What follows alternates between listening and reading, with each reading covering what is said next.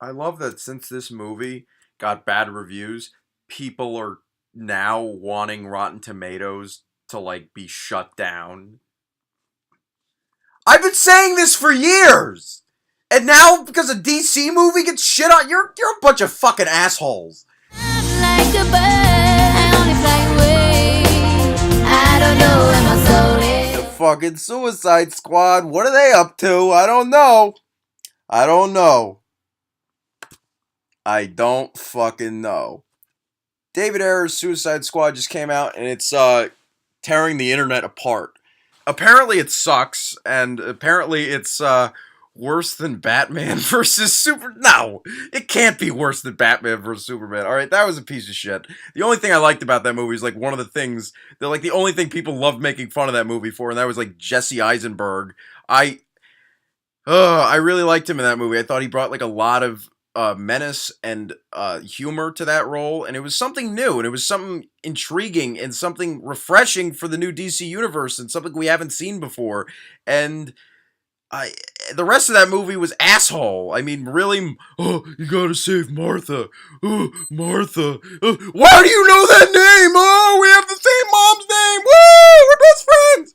No, I don't give a shit about that movie, and I was, of course, looking forward to this because it was directed by David Ayer. I'm a big fan of him. I love Training Day. I love Fury. I love End of Watch. I think he's a terrific filmmaker.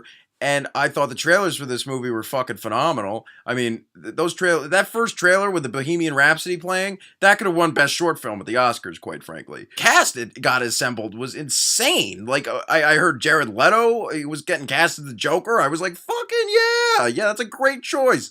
And they showed pictures of him with tattoos, and I'm like, this better work.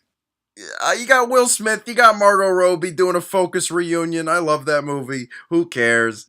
Then you got Jai Courtney, who doesn't even matter to people, and fucking Adam Beach as Slipknot, and fucking Jay Hernandez as El Diablo, and Akbage and Adedwale and Nui.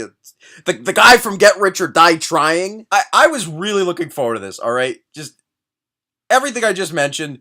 This movie had to be great, alright? And while it's not worse than Batman vs. Superman, and while I don't think this is a bad movie, there's a great movie in here somewhere. And what we got is one hell of a messy one, but it's alright. It's like ordering from Domino's. I mean, you could get better, but it should have been a lot better because it looked amazing on TV. That analogy kind of worked, right? Now, I left Suicide Squad kind of indifferently. I knew I didn't dislike the movie, and I knew I liked quite a bit of it. Actually, I found it funnier than most superhero movies in general, and the fact that this is like literally the anti-superhero movie, the fact that it was kind of like a pseudo comedy at a lot of it, kind of felt normal, and it was quite funny at times. And the visuals aren't anything to write home about, surprisingly, because every superhero movie has great visuals, and this just had really lame ones. Especially the green screen was so present near the end of this movie with Cara Delevingne's character as Enchantress. She's the villain of this movie. I don't give a shit if you know because she's horrible.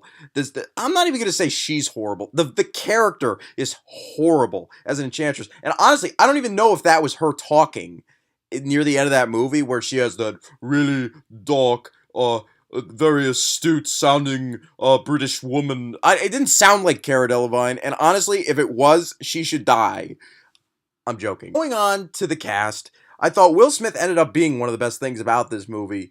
Not even because he's Will Smith, but because it felt like he really was a part of this team, and the stuff that he was given, he really went over and above and beyond with it. I thought he was terrific in this film. And even though he has some of the cringiest lines in the beginning of this movie, like, oh, I don't speak good guy, and yeah, we're the Suicide Squad. Like, no, fuck you! Fuck you! I hate those lines. Not Will Smith, just fuck, oh yeah, fuck Will Smith for Men in Black 3.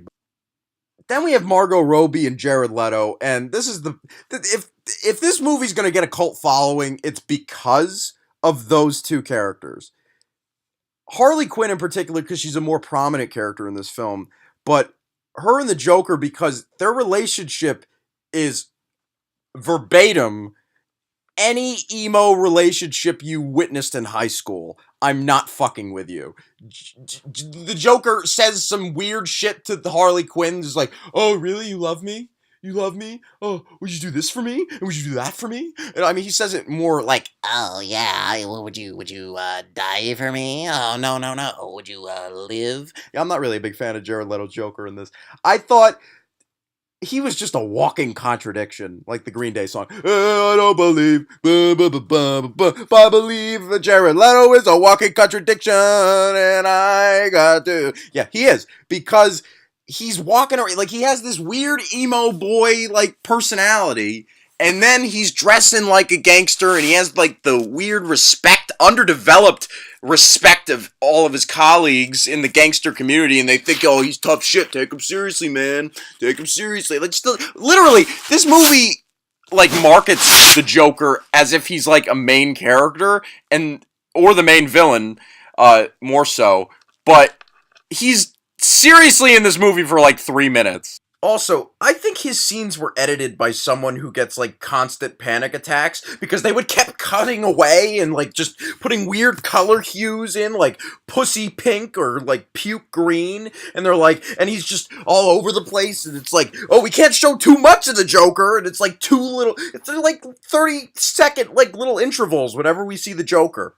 It's not that I'm not, like, a fan of Jared Leto's Joker. If he was given more development, which I'm pretty sure he was, if in the deleted scenes, like, I'm pretty sure he was given a lot more development in the deleted scenes, so he could act all flamboyant. So when it came to those moments in the movie, like, it would be well developed already, because we already know all of his backstory. But since all that shit's cut out, we're just left with, like, who the fuck is this crazy bastard? It's not the Joker, it's just some weirdo. Honestly, I can't even really comment, because he was so underused and misused in this movie. Quinn was fine. I thought Margot Robbie did a good job. I thought some of her character qualities were a little annoying, but other than that, I thought she was fine. I thought the big surprises in this movie for me were Jay Hernandez and Jai Courtney, who, even though they weren't given the most screen time, when they were, they definitely had plenty of scene-stealing moments, and also Killer Croc did. I thought him watching BET was kind of perfect. He was kind of just like a black guy in this movie. Seriously, there's one scene where he's just like, yeah, I like Amanda Waller, like, I like her, like, he wants to, like, he calls Harley Quinn a shorty. He's just watching BET. It's like, what the fuck? It's so strange, but that's sort of the shit that I like about this movie. This movie, I'm pretty sure, was edited by the people who did the trailers, because the trailers were that good that Warner Brothers, I think, were like, all right, you can come and edit the movie now, right? Oh, Jesus Christ. This has some of the worst editing of the year, even though it's not a terrible movie. I mean, everyone involved is having a good time. I was never bored with this film at all. My eyes were always glued to the screen. I couldn't wait to what happens next, because I really wanted to love this movie, but there was never a moment in this film that I loved. There was plenty of moments I really liked, but there was definitely moments in this movie I could have loved, which brings me to the fucking deleted scenes. Alright, apparently, like, I'm just gonna read a few of these to you, because some of these sound insane, alright? Some of these sound fucking nuts, alright? So just sit back, relax, and enjoy the craziness. I'm giving this movie a 6.5 out of 10. Apparently, early interviews showed Captain Boomerang's racism and sexism, but the movie is light on examples of such behavior, which have apparently been deleted. Most of them were reportedly directed at Katana, who was a totally wasted character in this movie, by the way. Really lame character, to whom Boomerang is attracted to. That would have been hysterical if he was like, hey, you chink Sheila, let's go out. Oh, that was a terrible joke. There's like a million Joker fucking deleted scenes. Joker and Harley then get into a fight, which ends with Harley pointing a gun at Joker's head. Joker sweet talks Harley into lowering the gun, charming her, then backhands her across the face. He pimp slap her? What? Why was this not in the movie? I knew he wore a pimp coat for a reason. I knew it. Early cuts reportedly included a passing reference to Slipknot being serial rapist. Why am I not watching this movie? Fucking A!